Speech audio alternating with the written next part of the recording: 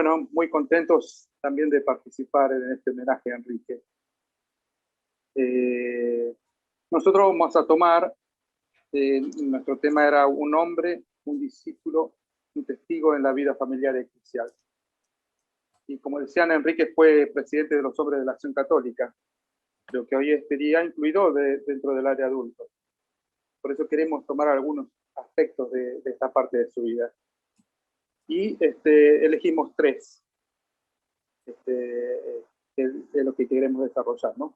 Uno es el valor del matrimonio y la familia. Dos, los valores que vive y la participación en la parroquia. Y el tercero, el apostolado concreto y sus discursos y escritos, algunos escritos a los hombres. Bueno, entonces comenzamos por el valor del matrimonio y la familia. Leemos en Amoris Laetitia, dice: atravesemos entonces el umbral de esta casa serena, con su familia sentada en torno a la mesa festiva. En el centro encontramos la pareja del padre y de la madre con toda su historia de amor. En ellos se realiza aquel designio primordial de Cristo que Cristo mismo evoca con intensidad. ¿No habéis leído que el Creador desde el principio los creó hombre y mujer? Y se retoma el mandato del Génesis. Por eso abandonará el hombre a su padre y a su madre, se unirá a su mujer y serán los dos una sola carne. Ciertamente, este párrafo del Papa Francisco en la exhortación apostólica Amoris Laetitia parece haber sido escrita observando la casa de Enrique en un día cualquiera a la hora de la cena, que es cuando generalmente la familia está toda reunida. Seguramente es una historia de amor como tantas, en la que dos jóvenes se conocen, se enamoran, se ponen de novio y comienzan a proyectar una vida juntos. Comienzan a pensar en casarse, en el matrimonio, en darse uno al otro y formar una nueva familia. Enrique decía: no se toma a una esposa, se da uno a ella. Casarse no es pertenecerse más a sí mismo. Es una oración en común. Hay que expresarse el amor mutuo. No basta darlo por supuesto. El crecimiento del amor no es automático, hay que recrearlo. Vivió su noviazgo muchas veces a la distancia, debido a su trabajo en la Marina, y él sentía una gran atracción por ella y también una gran admiración. Es una chica notable, y ahora que la he visto más, la encuentro mucho más bonita, y he notado al conversar con ella, en sus reacciones y palabras, un conjunto de cualidades, escribía en su diario. Se ve que el hombre se iba enamorando bastante. Su profunda espiritualidad había confundido un poco a su novia, Cecilia Bunge, quien se preguntaba si su vocación no era el sacerdocio, lo cual fue rotundamente aclarado por Enrique, que no tenía dudas sobre su vocación al matrimonio. Bueno, finalmente se casaron el 23 de octubre de 1943 y al regreso de la luna de miel escribió en su diario: la tierra será bella para nosotros. A través del cristal de la bondad y de la pureza podremos ver y valorar lo bueno y puro que existe en la creación. El Señor no nos pide que nuestra vida conyugal sea una serie de grandes triunfos, sino una sola gran victoria, la de nuestro amor tierno y constante. Muchas frases sobre el matrimonio y la familia marcan su santidad. Por ejemplo, hay que expresarse el amor mutuo, no basta darlo por supuesto. Bueno, esto es lo que decían recién Ezequiel y Mariela en el video. El crecimiento del amor no es automático, hay que recrearlo. Un matrimonio es feliz cuando uno de los cónyuges se propone no ser feliz él, sino hacer feliz al otro. Hay renunciamientos que contribuyen a hacer más agradable la vida a los demás. El matrimonio es una institución en la que cada cónyuge realiza su aporte, pero si bien cada uno posee sus propios derechos, no es dueño del matrimonio. Los elementos que constituyen la grandeza del matrimonio No son solo nuestras perfecciones, sino nuestras imperfecciones que determinarán que Cecilia y yo tengamos ocasión de mostrarnos nuestro amor, nuestra paciencia, nuestra esperanza y nuestra alegría, pensando en un futuro eterno unidos, ambos con Dios. Un matrimonio es feliz. Bueno, esto ya lo dijimos antes. Imagínense todo esto que escribía en la época que él escribía, ¿no? Que si aún hoy esto a veces parece irreal, las cosas que decía, mucho más en esos años. Tuvieron 9 hijos y la vida familiar era intensa, obviamente, con 9 hijos no puede ser menos que intensa, profunda y alegre. Bueno, vamos a dar algunos testimonios de sus hijos, de 2 de sus hijos. El sacerdote Juan Miguel Shaw cuenta cómo actuaba su padre en la familia. Dice, cuando papá murió, yo tenía 12 años. Y entonces no me quedaba la menor duda de que el Señor lo había llevado al cielo. Todos mis recuerdos a su respecto se pueden resumir en 2 aspectos de un gran calor humano, santidad y cariño. Antes que nada, quisiera rescatar su gran normalidad. Le gustaban las cosas normales. Aunque no estuviera hablando de cosas serias, yo notaba al escucharlo una diferencia entre él y las otras personas mayores. Su ausencia de toda superficialidad. Tenía una gran devoción a la Virgen María y en la sala de nuestra casa rezábamos el rosario en familia. Era muy alegre. Si tenía problemas, no lo reflejaba nunca en casa. Su hija, Sara María, narra otros detalles que lo muestran como un padre capaz de educar integralmente a sus hijos, preparándolos para enfrentar la vida. En una familia, cuando no hay dinero, hay que suplir las estrecheces con un desbordar de amor, afecto y comprensión. Si a la falta de medios añadimos los malos tratos y las incomprensiones, la familia se convierte en un infierno. Otro de los aspectos que queremos destacar, como decía recién Jorge, el tema de la oración, ¿no? San Juan Pablo II decía que la familia que reza unida permanece unida, y ese fue un testimonio dentro de la vida de Enrique. Pero también buscamos cómo poder identificarnos con algunos valores que ya muchos lo fueron nombrando Rafa, Nay, en sus exposiciones, pero queremos destacar 3 o 4 aspectos que a nosotros nos impactó, porque como diría Francisco, es un santo de la puerta de al lado, ¿no? Y esto nos invita a que también nosotros podamos imitar eso. Y un rasgo que nos llamó la atención de cómo vivía y que se repetía es la alegría, que a su vez es algo que nos tiene que caracterizar como católicos, como cristianos. ¿Y de dónde lo sacamos? De algún testimonio, como decía recién Jorge, de su familia, donde decía que jugaba con todos los hijos de igual a igual.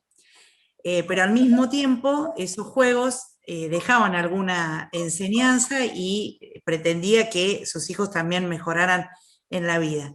Por ejemplo, como tal vez algunos de nosotros hemos enseñado a nadar, bueno, Enrique también enseñó a nadar en la pileta como si fuera un juego, pero aprender de la misma forma que tal vez lo llevaba al mar y hacía pasar a la rompiente para que se venciera ese miedo, ¿no? Miedo que también a veces en la vida nos agarra ante ciertas actitudes o cosas que vivimos. Otro aspecto, el diálogo y la amabilidad. Recién alguien contaba en el testimonio de que Enrique conocía a sus empleados por sus nombres y que en una libretita anotaba las necesidades que tenían. Además de hacerlas oración, ponía su cuota de preguntar si alguien le contaba que, por ejemplo, que su papá estaba enfermo, bueno, preguntarle cómo seguía y si necesitaba algo. Eso unido a su amabilidad, no solo en la expresión, sino en el ser amable, en saludar a todos, sean obreros, sean superiores, sean iguales. Otro gran programa era que en los días de trabajo le encantaba llevar a su familia y sobre todo a sus hijos a recorrer la fábrica, ¿no? Y los hacía conversar también a ellos con los obreros, y también les preguntaba también a los obreros por sus hijos o su propia familia. Y ahí se rescata, ¿no?, el testimonio de los hijos, que les llamaba la atención la naturaleza con los cuales los trataba, ¿no?, con mucha familiaridad, con mucha amabilidad, y que eso denotaba un calor humano. Sin dudas, era un hombre que vivía el Evangelio y que lo encarnaba, ¿no?, porque si lo buscaban después para contarle sus preocupaciones o que alguien había mejorado, es porque, bueno, podían entablar y tener un contacto de corazón a corazón con las personas. Fue también un hombre de diálogo y de encuentro, recién decían Nay y Adrián, el tema de los sindicatos, el tema de las creaciones de otras instituciones. Bueno, eso era porque buscaba alguna necesidad y quería, ante esa necesidad, dar una respuesta concreta. Nada vale ponerse de acuerdo si uno lo hace de mal modo, ¿no? Tener cuidado en no lastimar, sobre todo cuando viene alguien a hablar, ¿no? Qué lindo si nosotros también pensáramos con quienes nos rodean, con quienes compartimos nuestro accionar diario, cómo lo hacemos, ¿no? Si somos también dulces en el hablar y firmes también en las decisiones, como lo fue Enrique. Dijimos ya el tema también de la oración, ¿no? Y hay un testimonio que cuenta de que a veces su familia más íntima sí estaba de acuerdo con muchas cosas, pero había, por ejemplo, el abuelo de uno de los chicos que no estaba tan de acuerdo, y de hecho una vez les contó que San Antonio no existía. Y dicen que Enrique, ante alguna persona que expresaba una cosa distinta a la creencia que él tenía, su propuesta no era discutir, no era enfrentar, sino rezar por esa persona, para que esa persona en algún momento se convierta o pueda encontrar la verdad, ¿no?, que pueda encontrarse con Jesús. Y esto era lo que le decía a sus hijos, ¿no? Recen, en este caso por el abuelo para que se convierta, o por la persona con la cual tenían. Y por último, el trato con los demás, ¿no? Esto que decíamos recién, la amabilidad, el respeto, el diálogo, no pelearse, ¿no? No faltar el respeto, ni siquiera alcanzar a disgustarse, ¿no?, aún teniendo la razón a veces él en sus posturas o en las cosas que decía. La dulzura en el hablar, el no ser duro, el no discutir, el no ser aireado, ¿no? Yo soy mejor que vos, yo soy más que vos. Dice, los santos aman las almas, ¿no? Y evitar, él decía, que alguien alguna vez pueda quedarse con alguna espina conmigo. Sería lindo en este tiempo de Cuaresma, ¿no?, donde también tenemos que incrementar la oración y el sacrificio, el ayuno, el amor con los demás, poder reflejarnos en estas actitudes que acabamos de destacar de Enrique, ver si también nosotros podemos cumplirla con los demás en los lugares donde Dios nos ha puesto, pero poder cumplirla con los demás como lo hizo él. Lo último que queríamos rescatar es un apostolado en concreto. Así que, Jorge, te invito a que nos cuentes. Bueno, gracias, Silvina. Enrique fue enviado por la Marina, o sea, estando casado todavía estaba en la Marina, y en 1945 fue enviado para estudiar meteorología a la Universidad de Chicago. Y entonces se mudó ahí con su familia recién constituida, o casi recién constituida. Y ahí notó que Dios le pedía algo más, un apostolado específico. Y él admiraba mucho la JOC y se sentía identificado con los objetivos, ¿no?, de todo lo que se llamaba en ese momento la cuestión obrera. Y entonces, estando ahí, se interiorizó por el tema de la industria del vidrio, que por supuesto era de su familia, y también de los movimientos católicos que estaban que se estaban organizando en ese país. Estuvo un año allá, y ahí nace su primera hija. En 1946, cuando vuelve a Buenos Aires, se incorpora a la Acción Católica en la parroquia de Pilar. Bueno, ahí trabajó hasta su muerte dentro de la Acción Católica. Bueno, ya nos contó Rafael, que ingresa que fue presidente de la Asociación de los Hombres de la Acción Católica.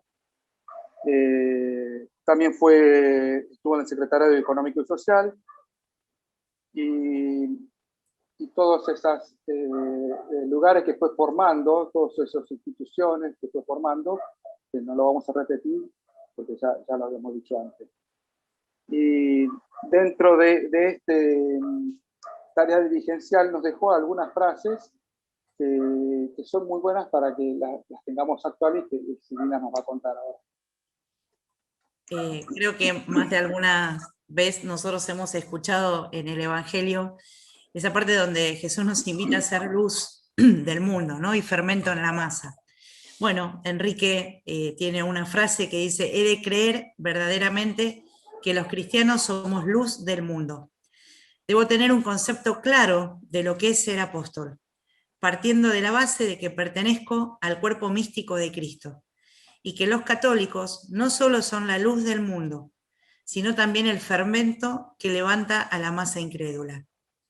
No es que debamos llevar ese fermento, sino que nosotros constituimos ese fermento.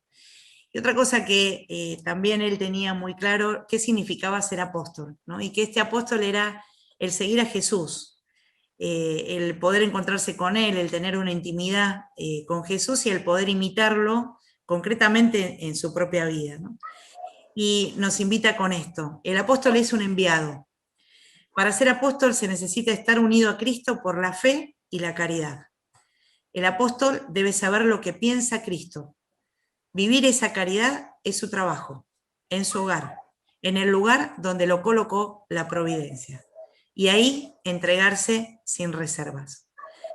Ojalá este testimonio y este momentito de homenaje que le estamos haciendo a Enrique, ¿no?, nos ilumine para que nosotros podamos ser realmente apóstoles, discípulos y misioneros en el lugar donde Dios quiere que cada uno de nosotros florezcamos. Gracias.